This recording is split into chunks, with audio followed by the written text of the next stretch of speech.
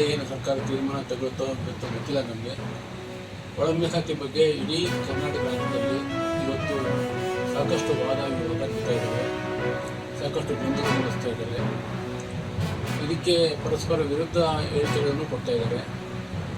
ಪ್ರಾರಂಭದ ದಿನಗಳಲ್ಲಿ ಎಲ್ಲರೂ ಕೂಡ ಒಳ ಮೀಸಲಾತಿ ಬೇಕು ಅಂತ ಕೂಗಾಡಿದರು, ಎಲ್ಲರೂ ಹೋರಾಟ ಮಾಡಿದರು, ಆವಾಗ ಒಗ್ಗಟ್ಟಾಗಿದ್ದರು. ಈಗ ಅದಕ್ಕೆ ವಿರುದ್ಧವಾದ ದಿಕ್ಕಿನಲ್ಲಿ ಹೇಳಿಕೆ ಕೊಡ್ತಾ ಇದ್ದಾರೆ. ಇದರಲ್ಲಿ ಏನಾದರೂ ಸತ್ಯ ಇದೆ ಅನ್ನೋದ್ರ ಬಗ್ಗೆ ನಾವು ಸ್ವಲ್ಪ ಯೋಚನೆ ಮಾಡಬೇಕಾಗಿದೆ.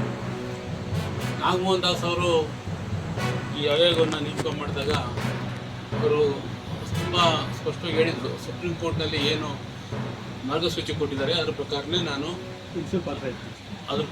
ನಾನು ಒಳ ಮೀಸಲಾತಿಯ ಸಂಬಂಧಪಟ್ಟಿರ್ತಕ್ಕಂಥ ವರದಿಯನ್ನು ಕೊಡ್ತೀನಿ ಅಂತ.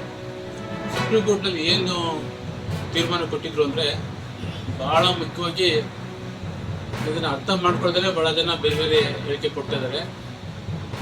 ನಾನು ಸುಪ್ರೀಂ ಕೋರ್ಟ್ಗೆ ಸಂಬಂಧಪಟ್ಟಿರ್ತಕ್ಕಂಥ ತೀರ್ಮಾನವನ್ನು ಓದಿದಾಗ 3 ಪಾಯಿಂಟ್ ಭಾಳ ಮುಖ್ಯವಾಗಿರ್ತಕ್ಕಂಥ ಪಾಯಿಂಟ್ ಇದೆ. ವೈರುಧ್ಯಗಳು ವ್ಯತ್ಯಾಸಗಳು ಇದ್ದಲ್ಲಿ ಅದಕ್ಕೆ ಸಂಬಂಧಪಟ್ಟಂತೆ ಮರು ವರ್ಗೀಕರಣ ಮಾಡ್ಬೋದು ಅಂತ. ಅಂದರೆ ಸಾಮಾಜಿಕವಾಗಿ, ಆರ್ಥಿಕವಾಗಿ, ರಾಜಕೀಯವಾಗಿ ಒಂದೇ ರೀತಿಯ ಸಮಾನವಾದ ಅಂಶಗಳು ಇರೋದಿಲ್ಲ. ಕೆಲವರು ಇವತ್ತು ಪೂರ್ಣೀಕರಿಸಲಿಕ್ಕೆ ಮತ್ತು